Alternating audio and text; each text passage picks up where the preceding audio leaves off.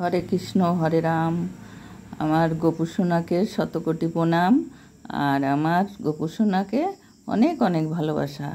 তাই আমি আজকে আপনাদের, আমার গোপুর ভক্তদের কাছে আমার অনুরোধ, আমার ভিডিওটা দেখার জন্য একটা সুন্দর গল্প বলবো আমি। তাই আমার গোপু কথা চ্যানেলে ভিডিওটা আপনারা দেখবেন আর লাইক শেয়ার সাবস্ক্রাইব করে দেবেন। নমস্কার। আমার গোপুর পূর্বজন্মের কথা। আমার গোপু পূর্বজন্মে রাম ছিল। সে একদিন 14 বছর পরে যখন তার মাতা পিতা দেবকী আর বসুদেবকে ছাড়াতে গিয়েছিল, তখন মা দেবকী বলে যে বাবা, তুমি তো ভগবান, তাহলে 14 বছর আমরা কেন জেলের ভিতরে থাকলাম, তুমি এতদিন কেন আসনি ছাড়াতে? তখন বলছে শ্রীকৃষ্ণ যে মা, তুমি আমাকে 14 বছর বনবাসে দিয়েছিলে, তোমার মনে আছে? তোমার কিছুই মনে নেই, কিন্তু আমি বলছি তোমাকে। বলছে যে তাহলে আমি কে ছিলাম? বলছে তুমি ছিলে কইকেয়ী। কইকেয়ী, তুমি আমার বাবাকে বলে তুমি 14 বছর বনবাসে পাঠিয়েছিলে।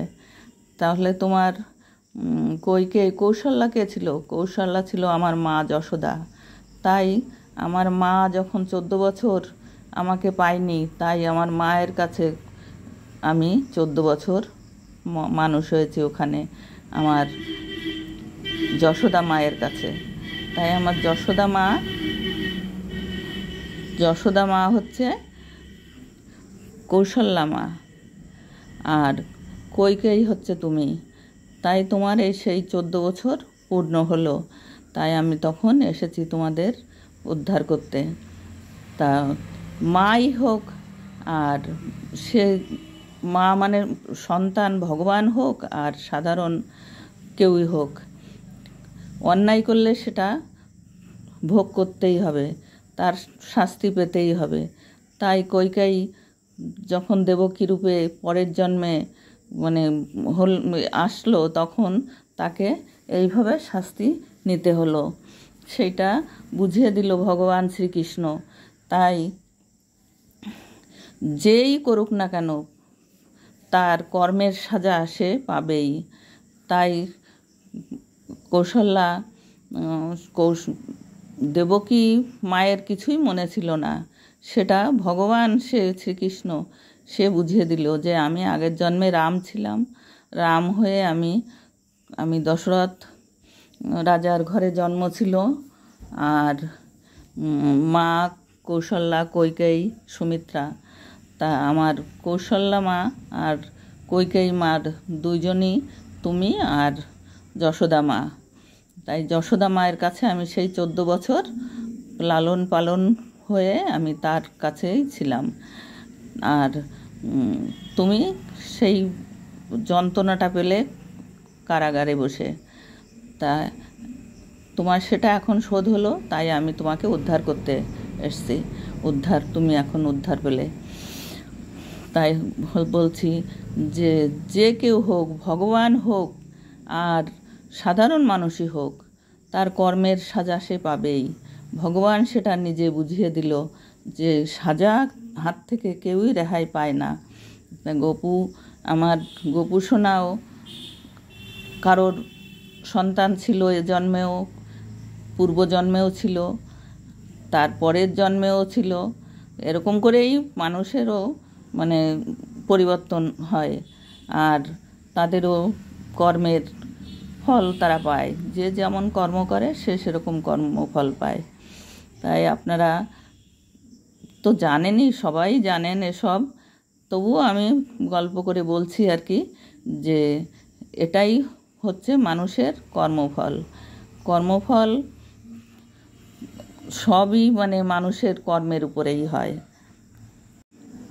হে ভগবান, আমি কি করেছি জানি না, তবু তোমার সেবা করে আমি সেইটুকু আমি পূর্ণ করতে চাই। তবে আমার ভাগ্যে কি আছে সে তুমি জানো। কারণ আমি এই যে তোমার গঙ্গা স্নান করতে পারি না, গেছিলাম আমি রাধাকুণ্ডে স্নান করে এসেছি, আবার সে হরিদ্বারেও আমি একবার গেছিলাম, আর কোথাও যাইনি, তাই এখন আমি ঘরে বসেই গঙ্গা জল তৈরি করি, কারণ তোমার চরণ ধোয়া জলই আমার গঙ্গা জল। চরণের জল আমি পেলে সেটাই আমি বড় মনে করি। গঙ্গার থেকেও এটাই আমার কাছে সব থেকে পবিত্র এবং মানে গঙ্গা জল। তাই তোমাকে চান করিয়ে সেই জলটা দিয়েই আমি চান করি, কারণ আমার গঙ্গা জলই এটা। তাই তুমি যদি আমি কোনো অন্যায় হয়ে থাকে আমাকে ক্ষমা করো, আর তোমার সন্তানদের তুমি ভালো রেখো। আমার এই যে নাতি এসছে, নাতিটার শরীর খারাপ, তুমি ভালো করে দিও। আজকে কিছুটা ভালো আছে, কিন্তু যেন আরও কালকে যেন আর একটু ভালো হয়। আর খেতে পারছে না, অনেক ওকে নিয়ে আমরা খুব টেনশানে আছি। তাই তুমি সেই টেনশন মুক্ত করো, ওকে ভালো করো। ও অনেক ভালো ছেলে, কোনো শান্ত শিষ্ট, মানে লাখে একটা মেলে না এমন ছেলে।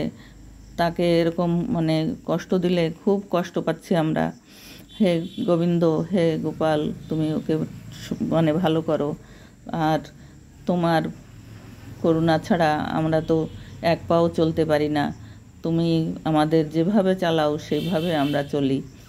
তাই হরে কৃষ্ণ কৃষ্ণ কৃষ্ণ হরে হরে, হরে রাম রাম রাম হরে হরে, হরে কৃষ্ণ। তোমার ভক্তদের বলো আমার ভিডিওটা দেখতে, লাইক শেয়ার সাবস্ক্রাইব করতে, একটু লাইক করতে বলো, সাবস্ক্রাইব করতেও বলো। গপু, তোমার ভক্তদের আমার অনুরোধ রইল। আর তোমার ভক্তদের বলো যেন ভিডিওটা সম্পূর্ণ দেখে, আমি এটা অনুরোধ করছি। তাই ভালো না লাগলেও চালিয়ে রেখে একটুখানি কাজ করতে করতে শুনলেও শোনা যায়। তাই এই যে আমার গপুর ধেনু, আমার গপু কত মিষ্টি, তাই দেখো কত সুন্দর আমার গপু। নমস্কার, আবার কালকে ভিডিও বানাবো যদি আমার শোনা ভালো থাকে। নমস্কার।